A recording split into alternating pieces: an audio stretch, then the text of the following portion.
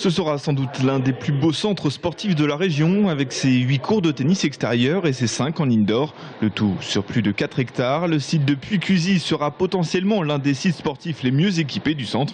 Et ce n'est que le début d'un grand projet pour le club de la AJ Blois. Il y aura à terme, bien entendu, des locaux pour le siège. Il y aura, bien entendu, une bulle permettant d'accueillir certaines disciplines, un vélodrome, des terrains de beach volley et de beach tennis. Mais là, un bâtiment tout à fait remarquable qui nous permet d'accueillir 5 cours de tennis couverts et un clubhouse. Il est vrai que pour l'instant, seuls les travaux des 5 cours couverts sont arrivés à terme. À l'extérieur, il est encore difficile de se faire une idée. Mais peu à peu, les choses prennent forme. En tout, le site aura coûté plus de 5 millions d'euros, dont 3 rien que pour la partie tennistique. Le tout assuré à 50% par le club et le reste par les activités locales. Une fierté pour la AJ Blois qui peut donc se vanter d'être propriétaire de son site. Les travaux, eux, semblent suivre leur cours. La construction du bâtiment a été terminée à temps puisqu'il fallait qu'il soit opérationnel pour le tournoi d'hiver qui débute ce week-end.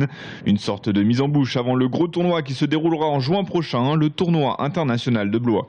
Tout tournoi est important pour moi, mais bien entendu j'ai une